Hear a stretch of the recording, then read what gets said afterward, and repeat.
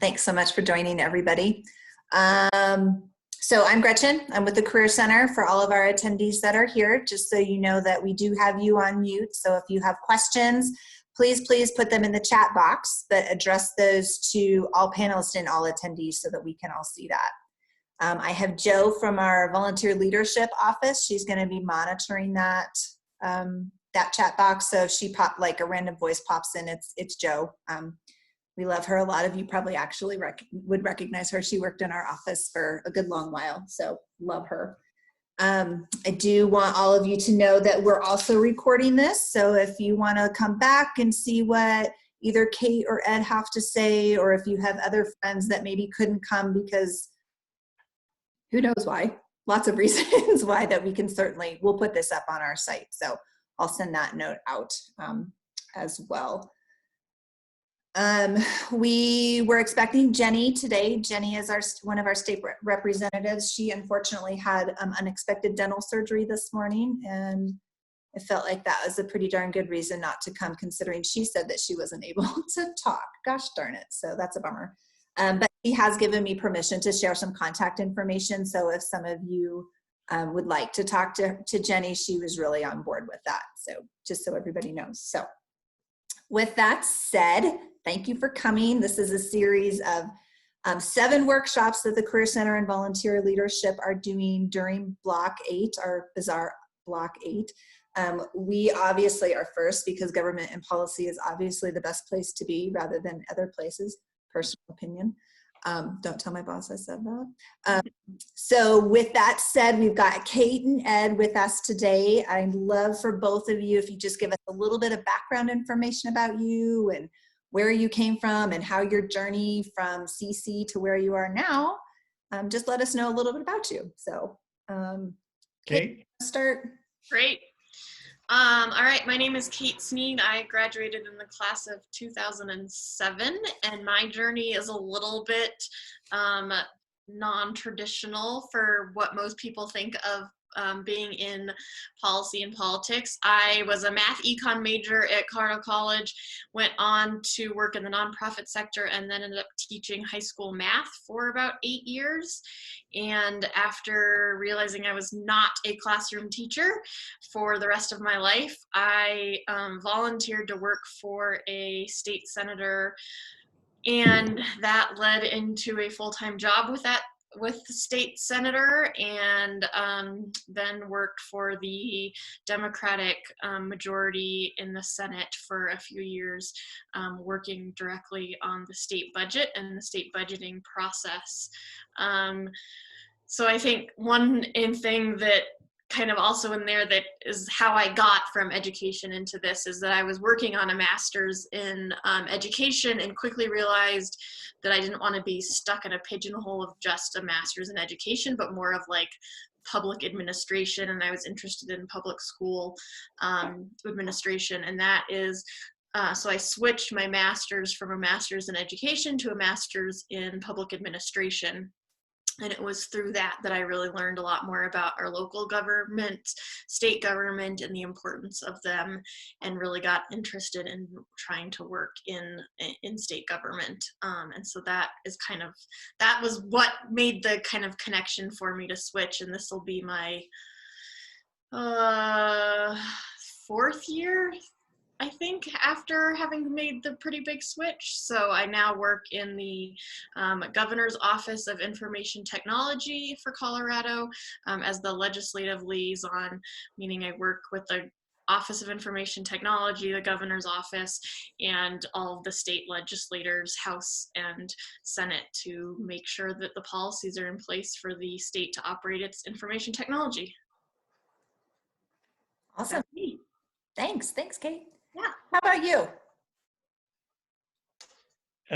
Thank you so much for inviting me to participate today. My name is Ed Bowditch. I came to Colorado College in 1981 from Pennsylvania. Loved every minute of CC. I attribute any of my successes in life to my CC education and background. History, political science major from CC. I have worked at the Capitol for almost since the time I graduated. I was on the nonpartisan research staff. I was on the nonpartisan budget committee staff for 7 years, the joint budget committee staff. Worked as deputy director of the governor's budget office for a year, then worked for Colorado State University as their chief financial officer for 7 years. When all of that ended, I decided my skills would be useful as a lobbyist. I now am a contract lobbyist. I have my own business with a fabulous business partner, and we represent a variety of clients. Most of my clients are public entities. I represent a bunch of school districts.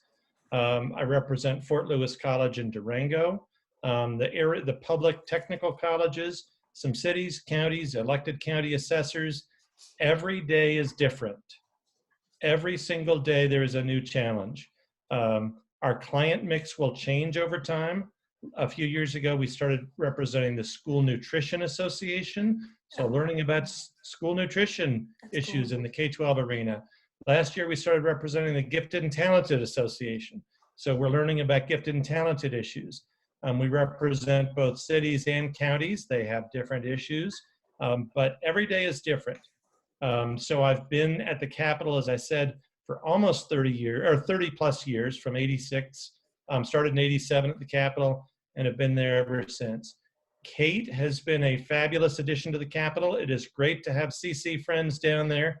There are a lot of CC alums at the Capitol, 2 of whom are elected in the State House of Representatives. I'm sorry, my classmate and friend, Representative Jenny Arndt, can't be here with us today, but we'll give her a pass. She loves CC.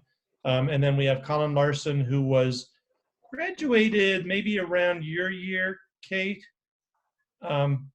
No, he's a couple of years. 10, 11 maybe? Yeah, a couple of years, but near you. Yeah. Certainly not near me.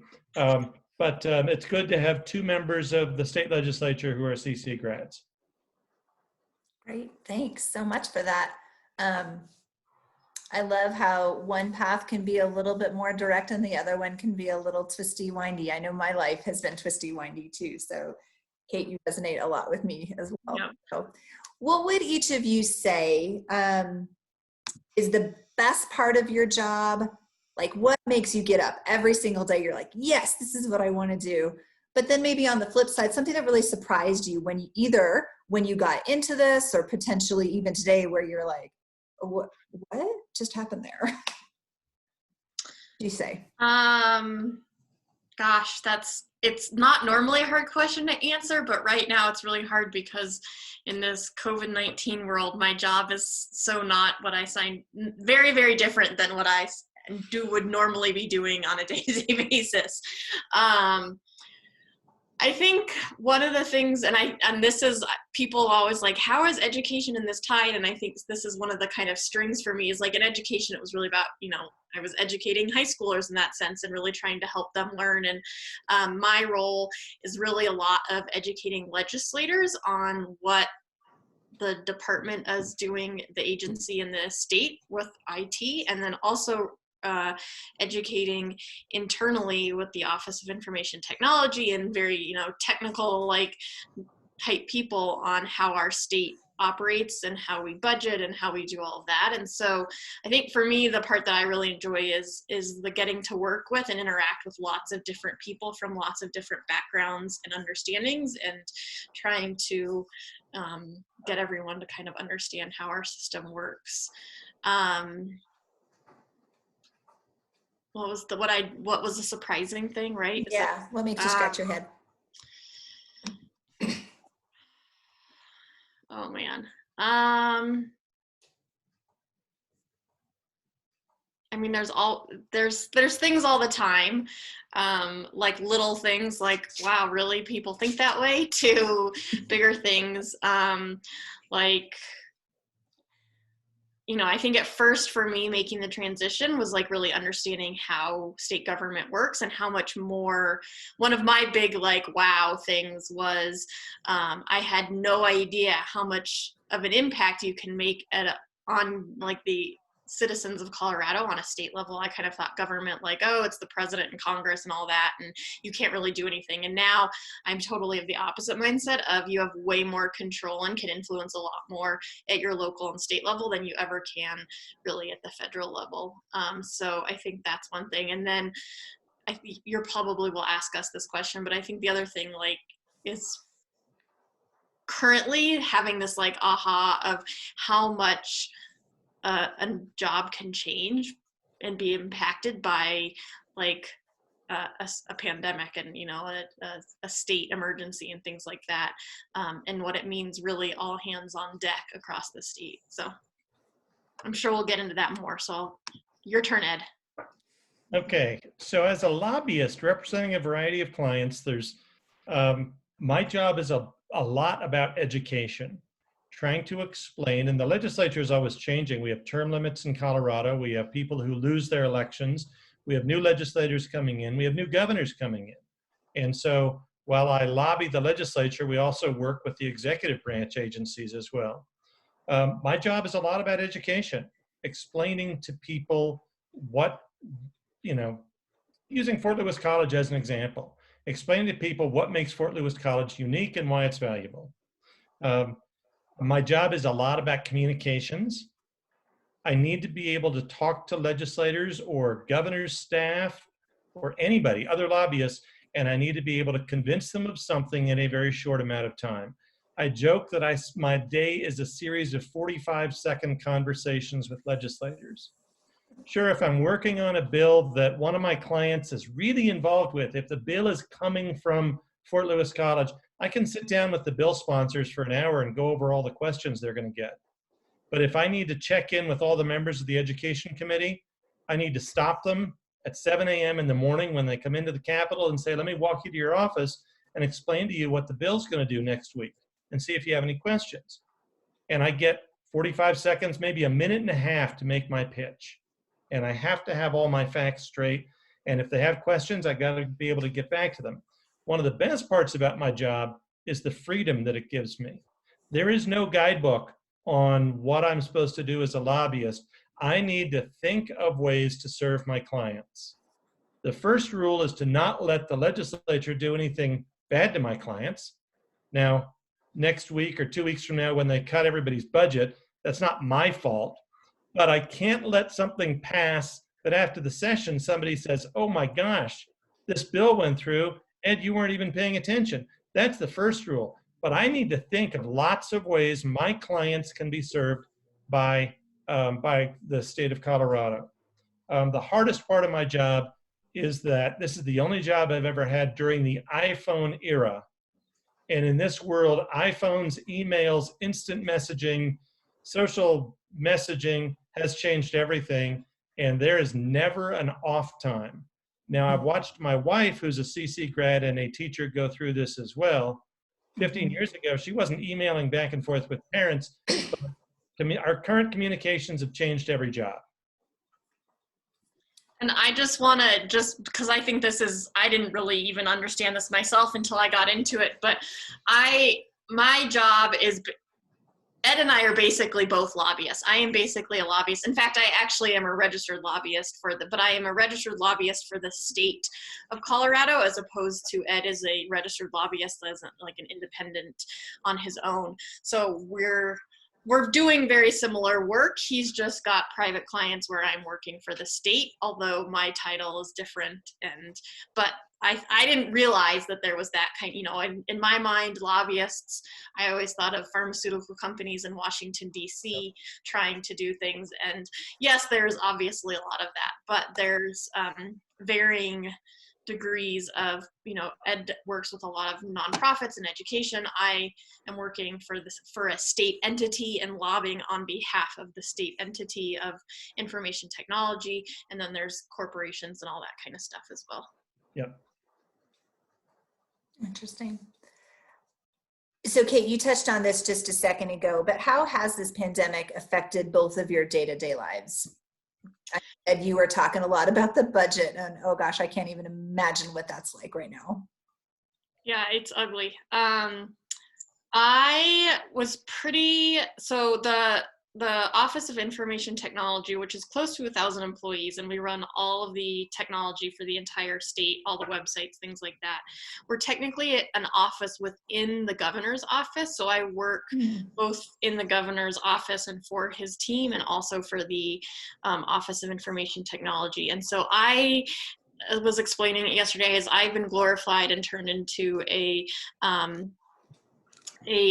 call center phone bank operator, because the governor's office has gone from receiving about 200 questions from constituents and people around the state a week to last week we received close to 11,000 questions from around the state. Yes. And that does not include, last week was a really high week because of the changing, but it has like exponent, I mean, you can't control. And a lot of those are all, and that doesn't really include the legislators. So to Ed's point, now that we're not in session, but during session, I have the majority of the legislators on my phone and I'm texting with them. So they have my phone number. And so when they are contacting the governor's office or the governor's staff trying to get an answer on what's the number of PPE masks we have available to hospitals right now, and what is this, and they don't get an answer, then they just start going to everyone that they know. And so I have been brought in, since I have existing relationships and stuff with a lot of legislators, to help really from the legislative side. But a lot of the questions that we get, our constituents have quite the same questions, business owners have the same questions, legislators have questions. So I am personally not loving it, because I am realizing, I guess in a good way, I know I will never be a call center employee. I am sitting in a chair on the phone or answering emails or doing chat bot type things all day, every day. It's not very I don't feel like I'm using my mind. I'm just a conduit of information. I've started to get a little bit more involved in the policy side of things. So like as we reopen the state, I've been working with businesses and restaurants and bars associations and things like that on what does that look like for them. So helping the governor has a policy team, and helping out on that team was basically like my plea of like, oh my God, I'll continue doing questions, but please give my brain something to do, because after 4 weeks of answering questions, it's just not very engaging work, and I don't enjoy that. So it's definitely changed my job. The legislator is hopefully coming back in 3 weeks. The budget committee is starting to work now. So we're starting to kind of figure out what moving forward is going to look like. And as Ed said, in the last, really, we kind of had an idea, but in the last 5 days, we've really gotten a pretty grim picture of what our financing for the state is going to look like. And so now it's starting to be more of, how are we going to cut a lot of money, and where do we cut it from? And so it's starting to get a little bit more engaging, but it's very challenging too. It's making decisions around, do you cut programs for homeless people, or do you cut programs for children, and just terrible decisions like that you hear about. And I feel like I was thinking the other day, I graduated right before the Great Recession, and luckily wasn't significantly impacted it was hard to get a job and things like that, but I feel like I was right before the years that it was really hard to get a job, and knowing the impact it was having on us, but not really understanding it. And now it's like, holy moly, we thought it was bad back then. We have no idea. So the next year is going to be very interesting, I think. Go for it, Ed. I spend all day on teleconferences and Zoom meetings. Literally, when I said I could join you at 3:29, I was getting off a meeting with a Jefferson County legislator and the school superintendent, and we were strategizing about what the budget will look like when the budget is cut, what the district can do, what the legislators can do to help us. And that's what I do all day. I'm either on the phone with my clients or taking calls from legislators. Hey, what about the student count for next October? What are our options in this coronavirus pandemic? And so trying to keep up with all that. In many ways, I'm busier than I should be, but it's just, at the same time, some of our clients are looking at budget strategies for the fiscal year 22 budget. So we're trying to guide them. We don't know how fast things will get better. And it's just all day on the computer, just like Kate said. Yeah, so I hear you on that. So, I mean, really, thank you both for taking the time to do this for us. We so appreciate it. I get being on that screen all day it can be challenging. And Kate, I can't imagine being on the phone answering all those calls. I think I would be out of my mind nuts. So, Yep. so with that said,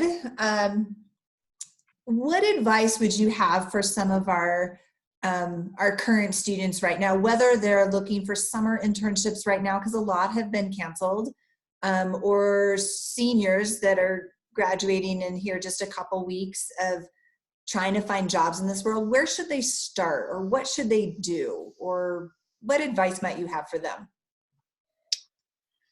I would say in Colorado, but really anywhere, like learning more about your local and state government. So, I mean, I know Denver City Council has intern and aid positions, volunteer positions.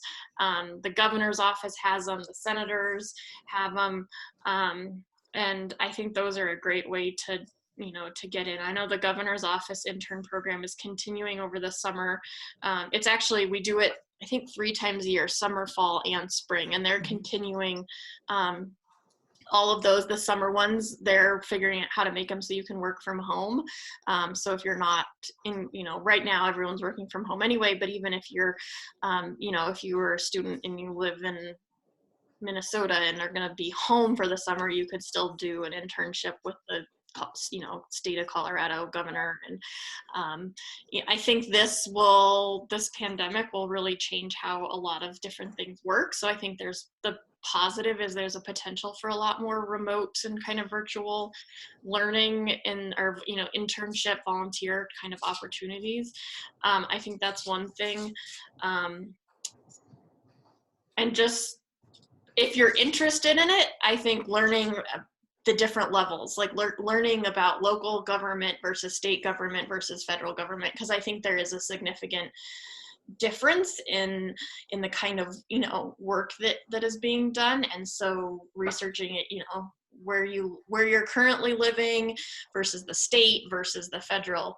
But there's tons, if you're willing to, and I mean, even when I career changed and in my, early 30s, having a mortgage and all of that and totally jumping careers, I started as unpaid, volunteering 20 hours a week. And within months it turned into a paid position. But you kind of have to just be willing to throw yourself out there and be willing to go do whatever someone is willing to take you on for. But my experience has been that people in elected positions are very, they want to help people learn and get involved. And so sometimes they take on too many volunteers, in fact. And so, but I would say start there, reach out. If you live in Colorado, reach out to whoever your local senator or representative is and see if you can, help them or participate in things with them as well. That's a really good way. Thanks. And I would build on that by saying, if somebody is an intern over the summer and they're doing it remotely, they're going to have to be a self-starter. For example, if you're interning for any organization in state government in Colorado, and I imagine every state is like this, it may take you a while to learn about the resources that are at your disposal. But there's a lot you can do over the computer. You can look at policy papers, you can look at briefing papers, you can look at legislative hearings online, all of that stuff.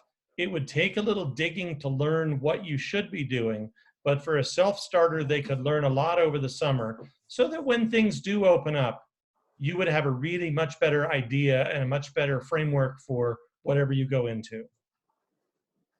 Great, thanks. When people are looking for positions, say for our seniors that are graduating, are there specific roles they should be looking for, titles, specific positions, skills they should maybe be emphasizing? Kind of those nitty. I'll let maybe Ed can speak to both because he worked in the system for so long. I think within the like state government in Colorado specifically, and even I know like city council and stuff like that, the aid positions are great ones to look at. They tend to only be like December through June timeline, but they're great. And then I think like keywords like aid and intern within our state system, if you go to the state has a pretty robust job website. And I would say those are probably keywords that are best for searching in that.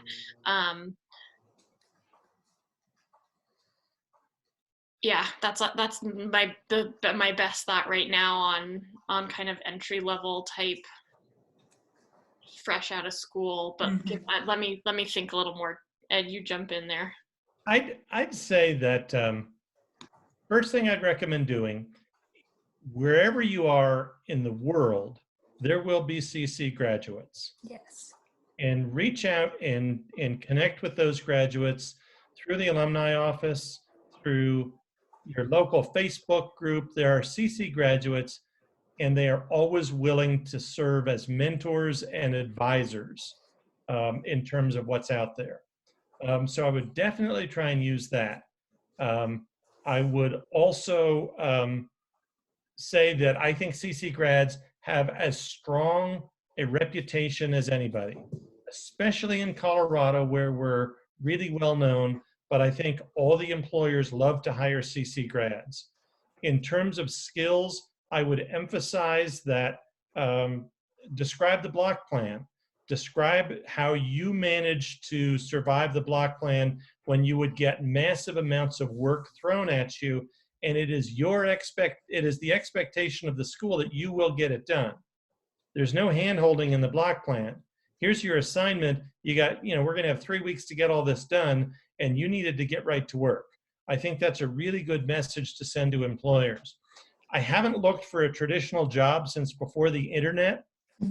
So my skills at how to navigate the internet for jobs, but I think legislative analysts, policy analysts, all of that stuff you can learn on the job in the same way that you had to learn on the job every 3.5 weeks at CC. You can search for any level of government for those analyst positions, and I think you'd be qualified for them. That's a good point. I'll add, having done the kind of searching and figuring it out recently, I think to Ed's point, using your connections, your CC connections, or other connections you have, the networking thing is huge. I had a lot more success finding and getting interviews with different opportunities once I'd been around and in the scene for about a year and had made those connections. Colorado is great. It's got a lot of stuff going for it. We're very innovative in science, like education policy and some different things like that, but we're not like the DCs. And so there's not an abundance of these jobs all the time, especially if there's a certain area you're really interested in. So using those connections, and then I think we did Ed and I, and there's the amount of us that are in state politics in some way, either working for the state or like Ed, like a lobbyist or a legislator who are CC grads is ginormous. So we did a gathering with one of the classes from CC. I don't even know, when was that? A month? It feels like a month ago, but it had to be more than that because I think I've been stuck in my chair at home for a month. But where was I going with this? Shoot. CC grads are everywhere. Yeah, they're totally everywhere. And numerous, I know what it was, when we went around the room and kind of shared, the chief of staff to the lieutenant governor is a friend of mine from CC. And there was kind of like, what was the biggest thing or most helpful thing from CC? And I think all of us talked about like this kind of work is fast paced, and it's you kind of have to like learn as you go. And we all felt like the block plan and learning and working in that environment where it was like read a book and write a 10-page paper in the next 24 hours like allowed us to be incredibly successful in our jobs, because we could be given a task or, you know, said like someone's got a press conference at, you know, 3 o'clock and needs to talk about this and we don't know about this. Can you figure out? And being able to turn around stuff that quickly is a skill that CC will bring immense opportunity, I think, because it's so unique in your ability to do that. And so really playing that up and how you can work quickly and but provide good information and quality work even in a quick manner, I think is another thing, like Ed said, but just that's a really positive thing.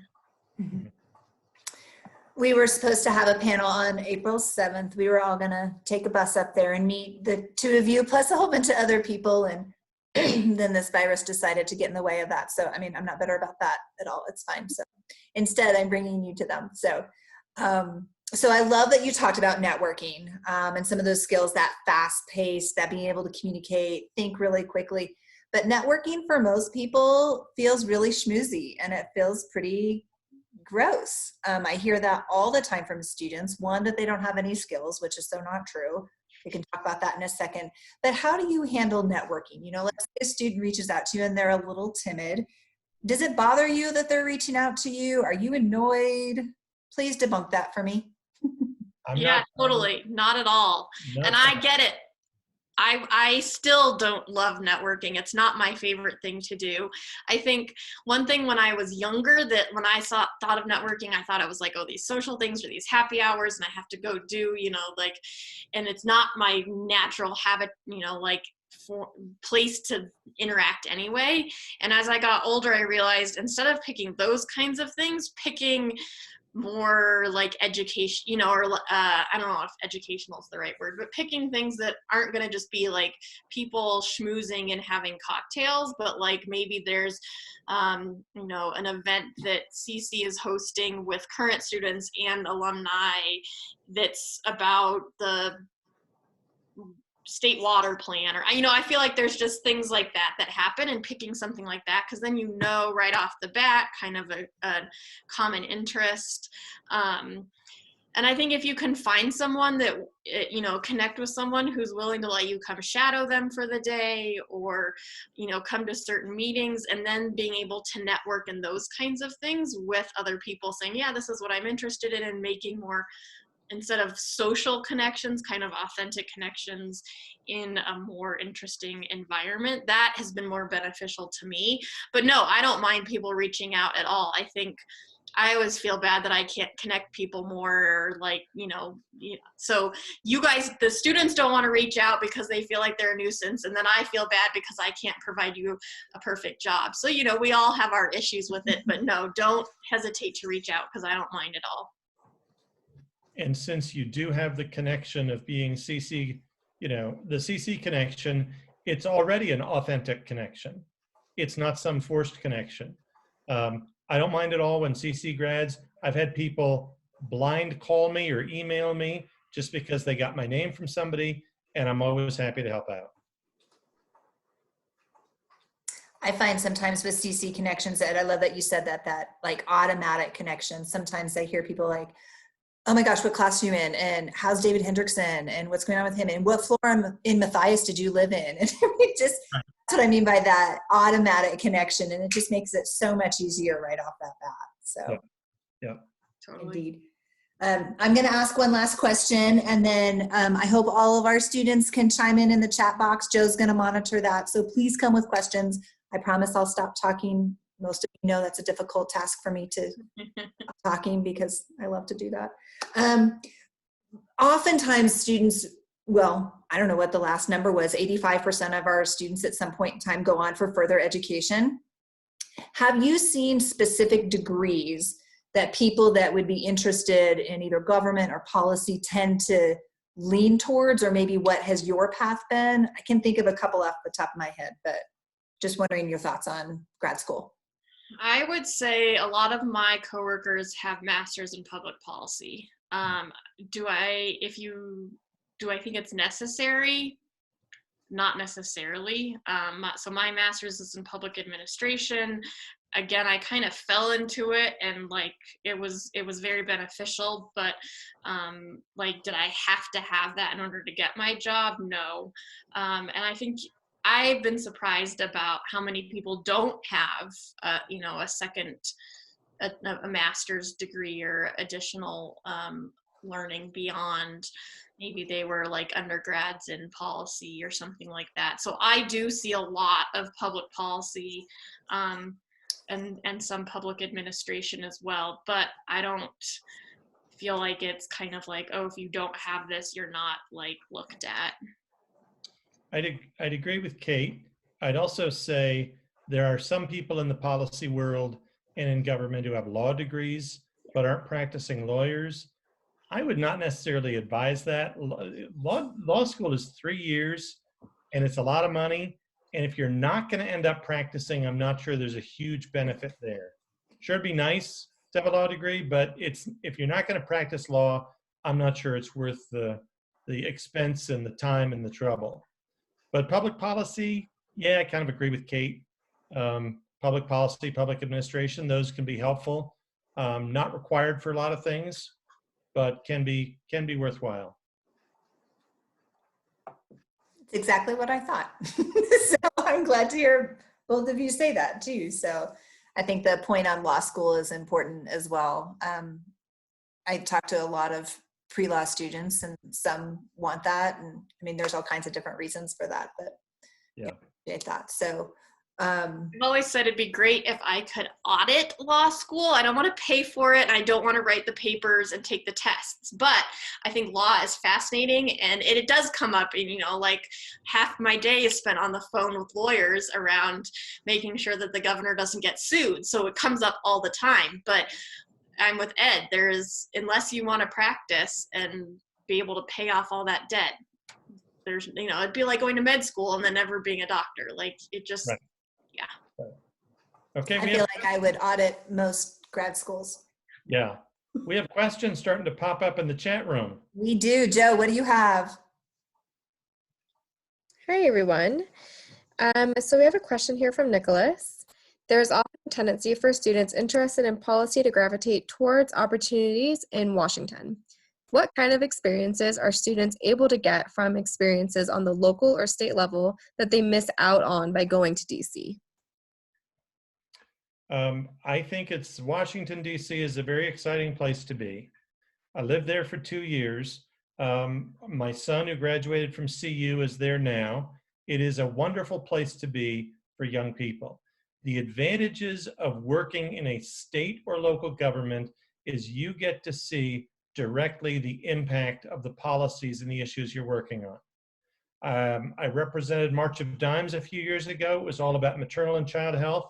And we had a bill where we rewrote the state's newborn screening program.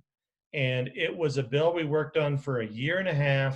And we worked with all the hospitals, with the other maternal and child health organizations. And we had a big bill signing when the bill finally got through. And it was something that I was so proud of because I knew we were doing such good policy to expand the types of tests that newborns were going to be screened for genetic conditions, that it was such a wonderful policy thing that we worked on.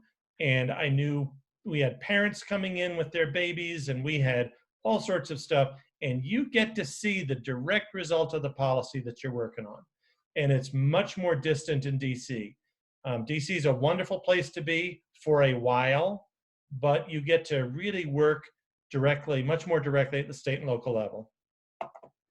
Yeah, I would just add my experience just comes from a lot of my coworkers at some point worked in DC, and with Polis being previously a legislator, a lot of his team came, was in DC with him and came back.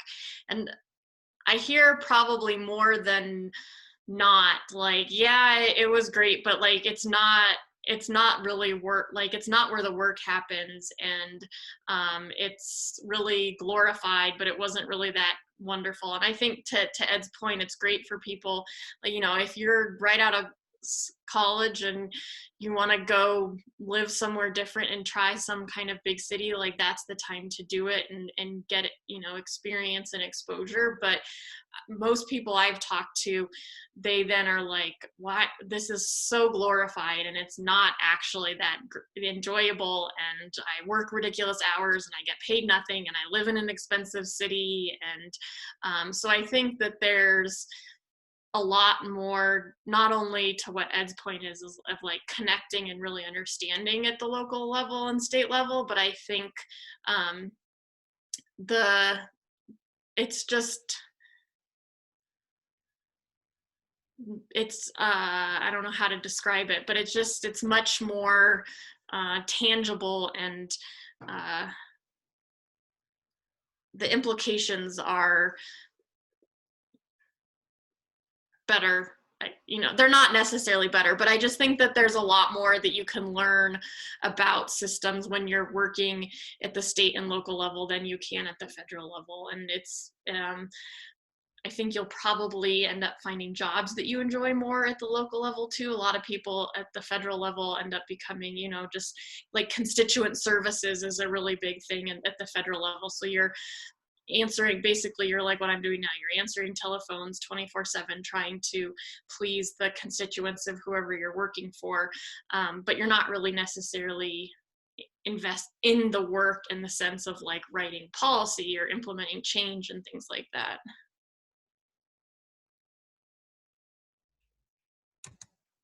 Thank you. We have 2 questions from Kelly. The first, how did you land your first job out of CC? And how did you decide to go to grad school?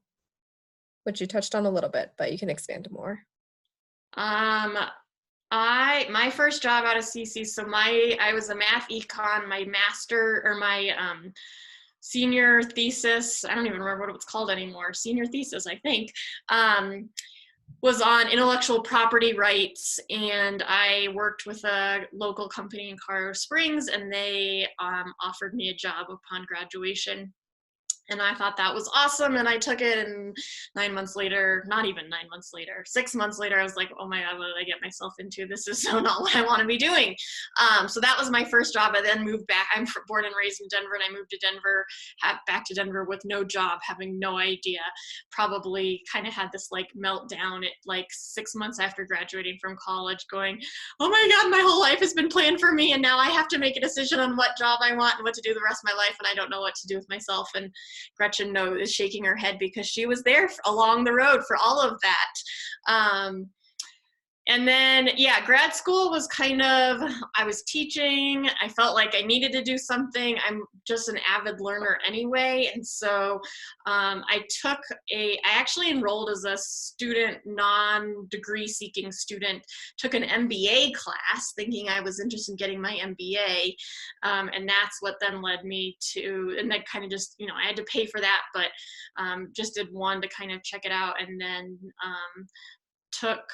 moved over into kind of looking at education, started to go that route because I thought that made sense. And after one semester, was like, yeah, this just doesn't seem right. And I had to take a statistics class, and it was both people in the master's in public administration and the master's in education could take from. And so there were people in my class that were also working on their master's in public administration, and I started talking to them, and I was like, oh, that actually sounds more like what I would like to do than just being stuck in education. So I would say mine was kind of by accident and not very well planned out, but I think it was better that way, because then it wasn't like I was forced into something that I ended up not wanting to do. So yeah, I can't add much to that answer. So Ed, you went to got your master's, didn't you? yes, I have a master's in public policy From Georgia. Harvard. Oh, that's right. And yeah, I just thought it would be a good complement to my legislative. I'd worked for the legislative research staff at that point, and I thought that would really broaden my skills for what came next. I'm not sure it was necessary, but I'm glad I did it. And it's hard to say, thinking about grad schools, if somebody really wanted to separate themselves, and if they were planning to work in a state and local government atmosphere, getting an MBA might not be a bad thing, because you learn about accounting and budgeting and numbers and all of those things. And there are lots of policy people out there, but there are very few in the public sector that have those skills.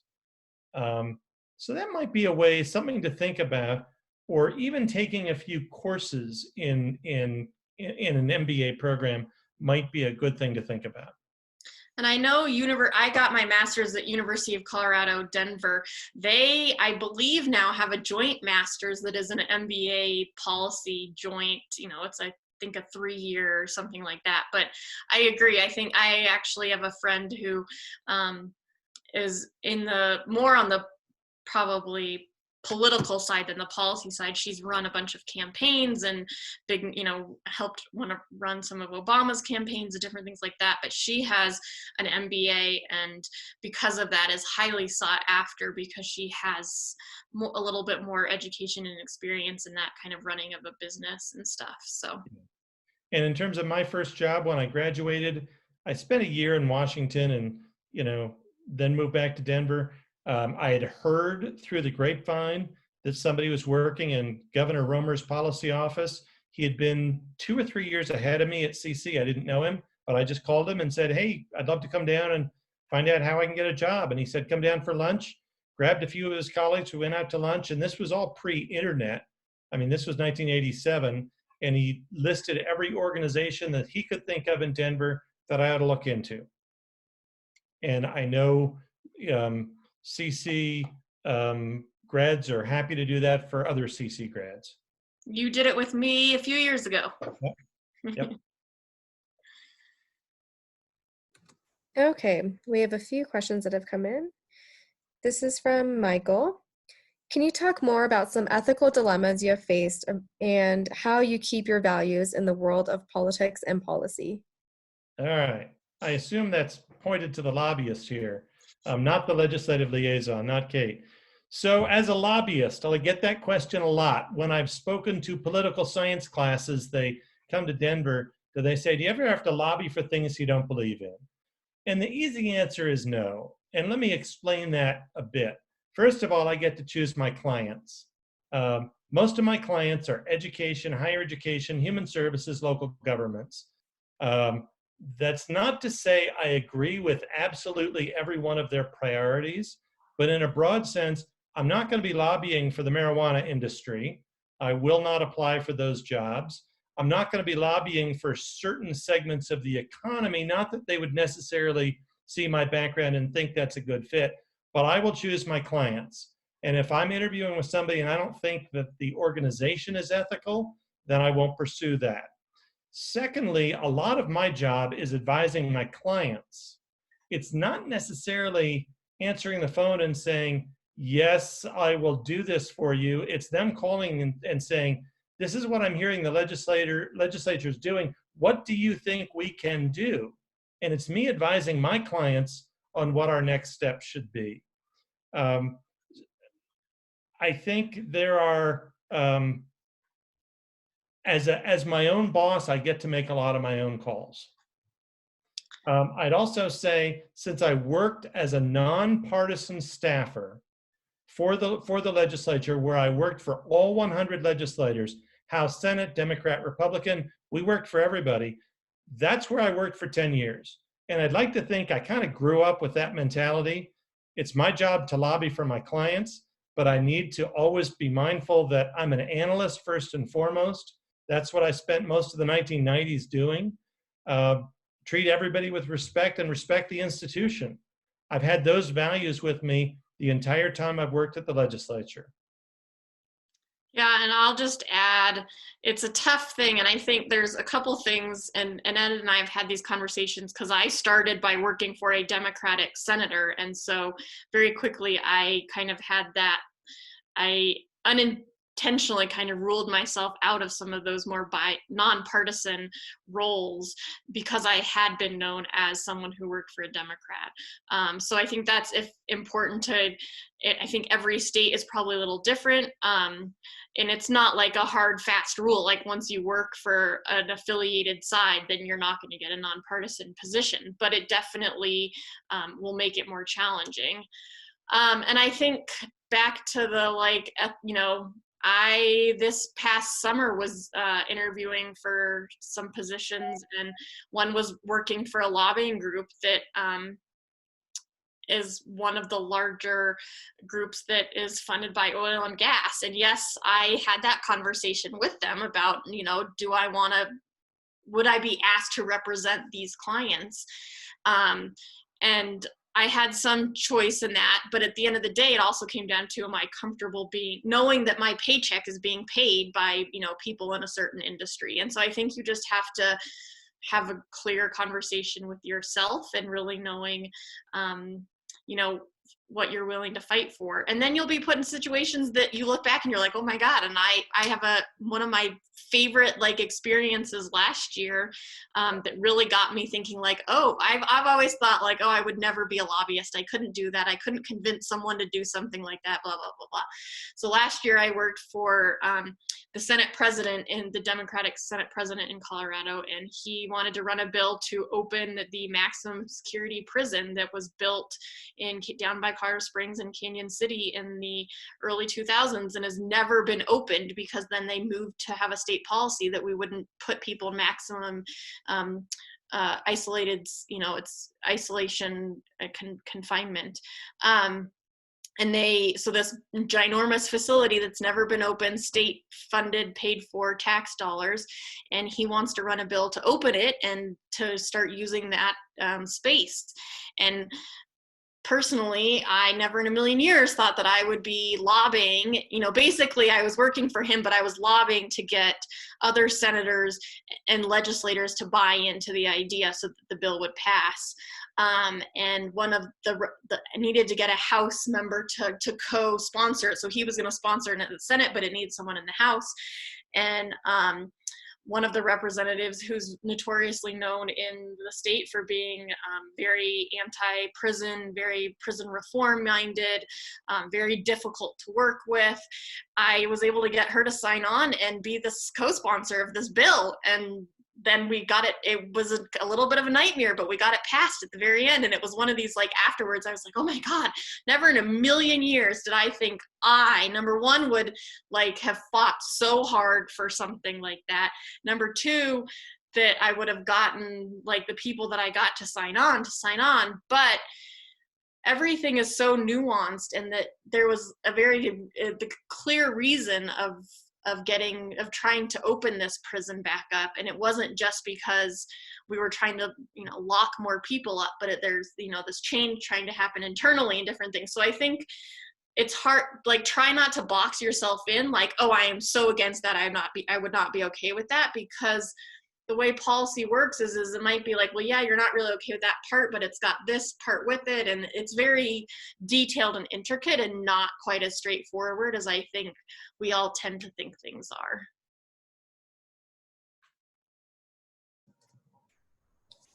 Thank you. Okay, being mindful of time, we're ending in a couple of minutes. There has been a few questions about getting an unpaid position, what that would look like with this economy, any recommendations about that? At what point would it be appropriate to ask about getting a paid position?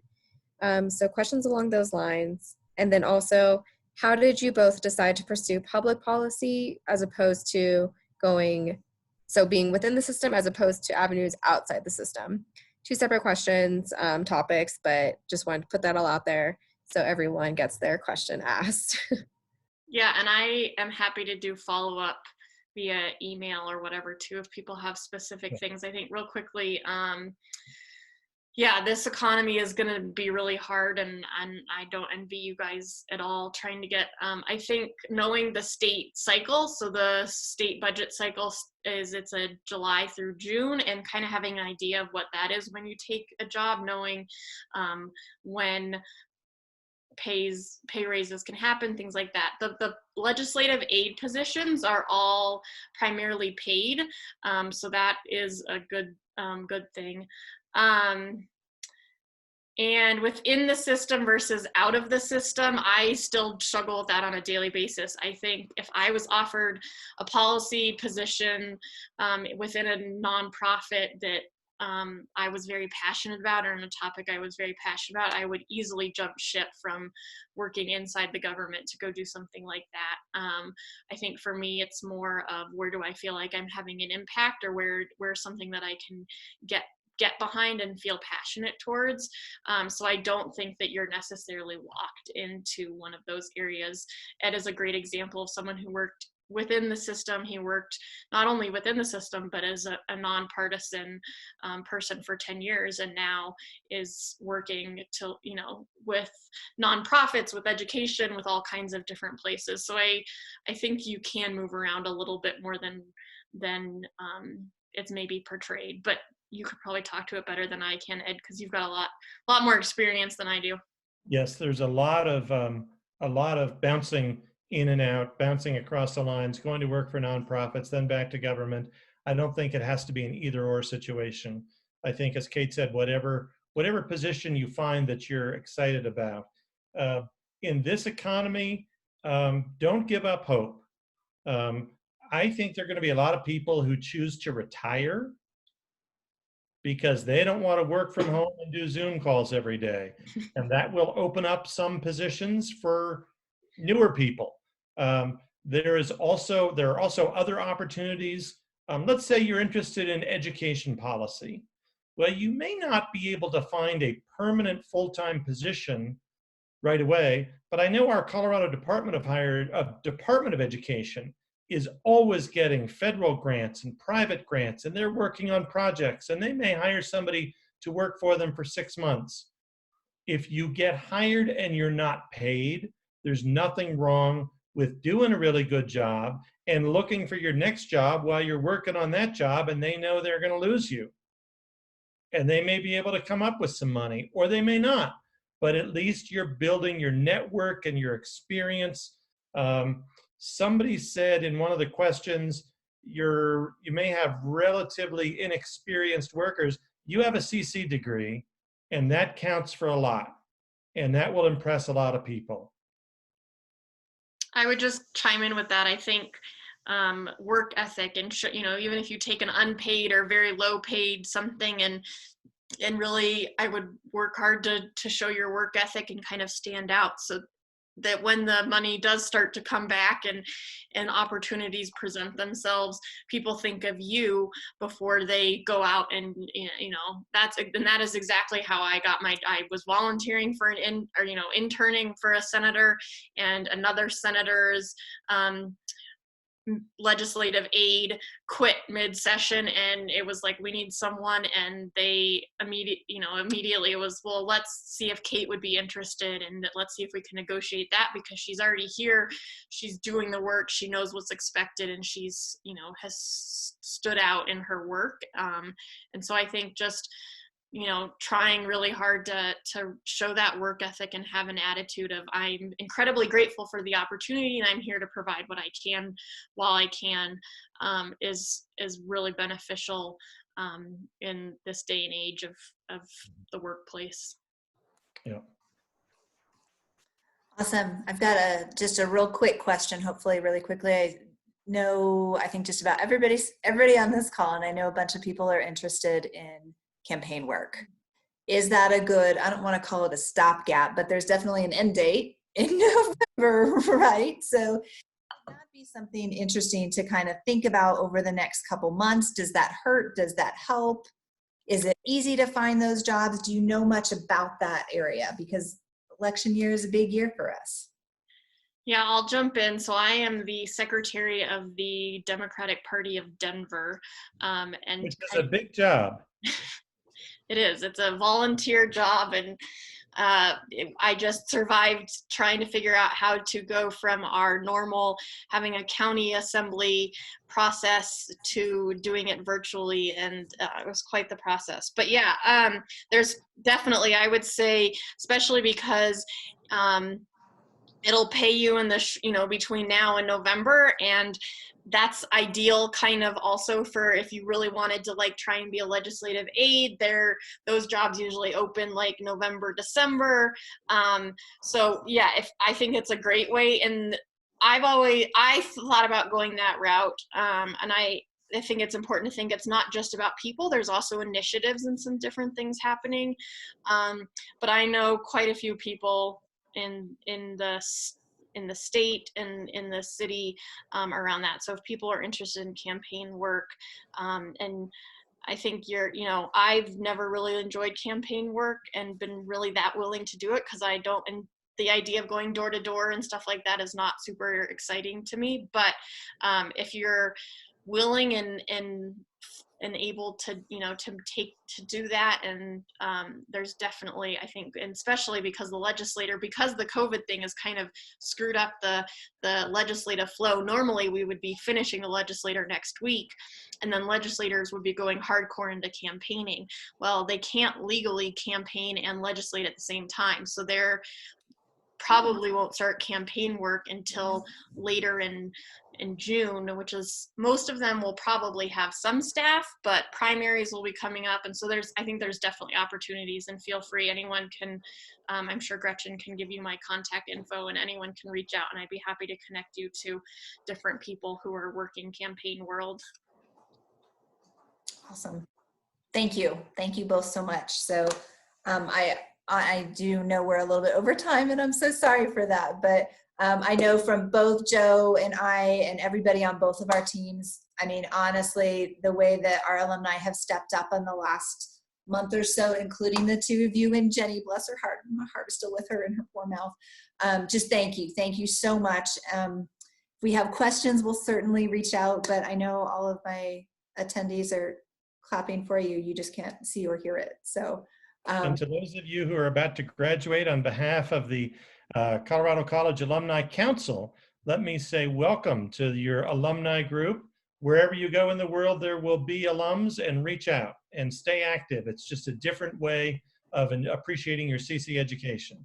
Indeed. So absolutely, and congratulations to I know this has got to be I've said numerous times to friends, I can't imagine being a high school senior or a college senior right now, and all this excitement, that you like, I remember feeling like, oh my God, I waited my whole life for this. And then now your things are looking a little different. But I also guarantee that 20 years from now, you'll look back and it'll all just be another moment in time, and not feel like the end of the world like it might feel like at times. So congratulations and good luck.